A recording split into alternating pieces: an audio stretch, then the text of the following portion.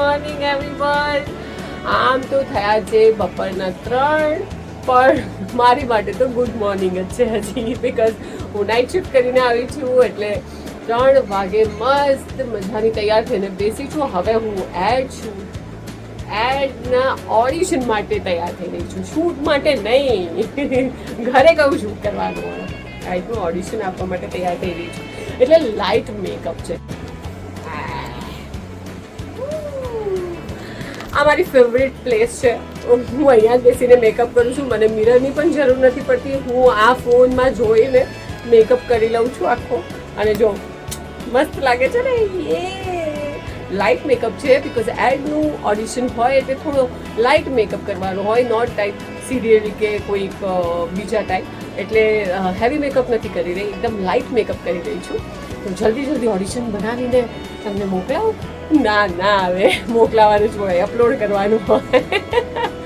ના હું જલ્દીથી બનાવીને પછી તમને મળું છું. ઓકે, જલ્દીથી મારી ચેનલ સબસ્ક્રાઈબ, મારી નહીં અમારી ભાવિની ઉર્વેશ એન્ટરટેનમેન્ટ સબસ્ક્રાઈબ કરો અને મસ્ત મારા અવનવા વિડીયોઝ ડેલી લાઈફના એન્જોય કરો.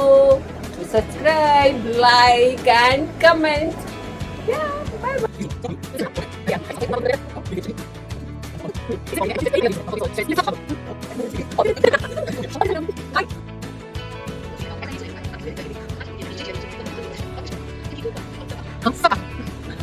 હેલો એવરીવન, કેમ છો?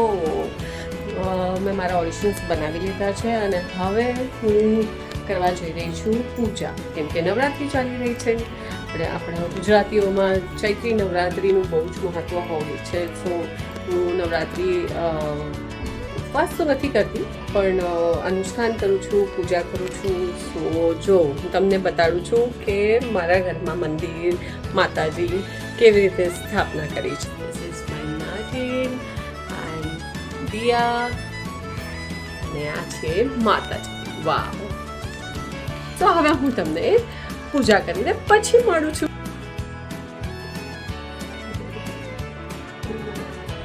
પૂજા તો કરી લીધી, હવે જ્યુસ ટાઈમ.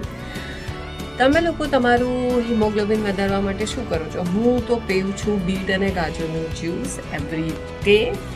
તો તમે કમેન્ટમાં લખીને મને જણાવો કે તમે તમારું હિમોગ્લોબિન વધારવા માટે શું કરો છો? જ્યુસ પીવો છો કે પછી પોમોગ્રેનેટ ખાઓ છો કે પછી કોઈક મેડિસિન લો છો કે પછી કોઈક બીજાનું લોહી પીવો છો?